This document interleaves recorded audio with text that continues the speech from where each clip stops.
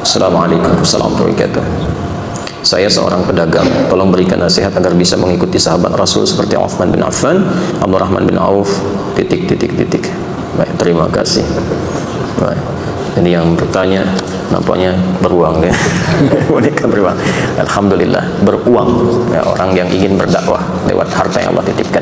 Caranya gampang. Caranya kalau ingin ikut Uthman, ikut Abdurrahman bin Auf, ikuti sirahnya. Keluarkan sirah Uthman itu seperti apa. Sekarang banyak buku-buku tentang Uthman, mengeluarkan dari sejarah, dari hadis dan sebagainya. Siapa itu Abdurrahman bin Auf? Hal pertama yang mereka berdua lakukan adalah mengamalkan nasihat Nabi terkait membangun hubungan baik dengan Allah. Jadi Uthman, Abdurrahman bin Auf itu dua-duanya sama-sama diajak Abu Bakar As-Siddiq, dan sama-sama termasuk golongan 40 orang yang masuk Islam pertama kali, masuk as-sabiqunal awwalun. Yang pertama dilatih oleh Nabi bukan teori bisnis, tapi membangun hubungan baik dengan Allah yang menguasai segalanya. Yang punya rezeki siapa? Teorinya kan begitu. Yang punya kemudahan solusi siapa? Allah. Pengentas kesulitan siapa? Allah. Sekarang Anda ingin mendapatkan limpahan rezeki, pengen bisnisnya lancar, nggak terjebak dengan kesulitan yang sulit diatasi, tapi jauh dari Allah, bagaimana itu bisa selesai? Karena itu kalau ada orang-orang yang jauh dari Allah dan dia mengandalkan kekuatan dirinya, kadang-kadang dibiarkan oleh Allah, ayo sampai kamu merasa mampu itu, sampai akhirnya lisan Anda berkata ya Allah, oh kan. Ya, karena itu apa yang terjadi? Yang mereka bangun adalah hubungan baik dengan Allah dulu, perbaiki salat.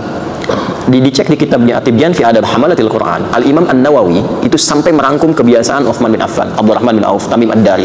Apa kebiasaan mereka? Tidak pernah meninggalkan tahajud dan dekat dengan Quran. Itu sampai mereka sukses pun, ketika di Madinah itu sukses bisnisnya, tidak ada yang melampaui kegembiraan mereka kecuali menunaikan sholat tahajud di malam hari sampai khatam Al-Quran. Jadi itu sesibuk-sibuknya masih sempat tahajud, sesibuk-sibuknya.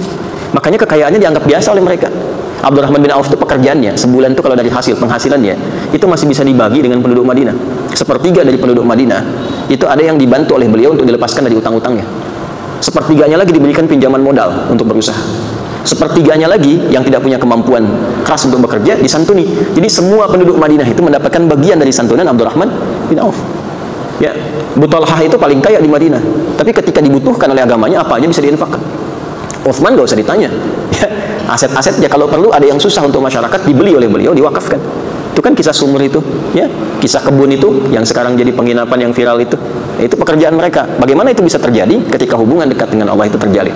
Karena itu kalau kita ngaji kitabul buyu', bab tentang bisnis, sebelum nyampe ke sana kan dibuka dengan kitabul iman, kitabul ilmi, kitabul shalah. Imannya perkuat dulu, belajar ilmunya yang kuat, ilmu manajemen bisnis, ilmu dagang, supaya tahu bagaimana Islam memberikan spirit kepada perdagangan dan bisnis. Jangan menipu, jangan curang, ini strateginya. Bagaimana bikin objek kita mudah dikenali masyarakat, bagaimana orang senang dengan produk kita, bagaimana orang-orang itu melihat produk itu dengan hati, bukan sekedar dengan pikiran.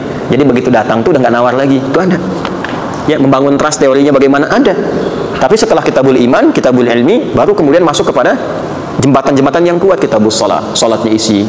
Kan nanti ada salat-salat tertentu yang mensupport kepada lapangnya rezeki, seperti salat duha. Tapi bukan berharap dengan salat itu ditarik ke dunia, bukan. Otomatis tuh kalau salatnya benar, Allah lapangkan rezekinya. Ada yang terkait dengan perlindungan. Jangan dikira bisnis ataupun bahkan berdagang akan sepi saingan. Kadang-kadang teorinya, ini di Quran isyaratnya sampai di hadis, akan ada persaingan-persaingan yang kadang-kadang kasar sifatnya. Ada yang ingin menjatuhkan, menyingkirkan, bahkan ingin menzalimi. Itu akan ditemukan. Ya, orang Yahudi itu kan dendamnya kepada Nabi saat di Madinah. Salah satunya karena faktor bisnis. Di ekonomi, Nabi membuat stabilitas harga supaya masyarakat mendapatkan keadilan sosial dalam konteks berekonomi, supaya stabil. Mereka bersikap monopoli tadinya.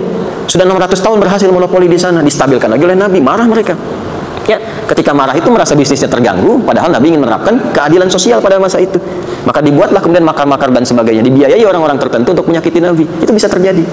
Nah, nanti ada teori-teorinya seperti apa supaya dilindungi. Tahajud itu mendatangkan perlindungan dari Allah, bahkan membimbing Anda untuk bersikap proporsional dan profesional. Nanti ada di Quran surah ke-17 ayat ke-79 sampai 81, termasuk 4 keutamaannya.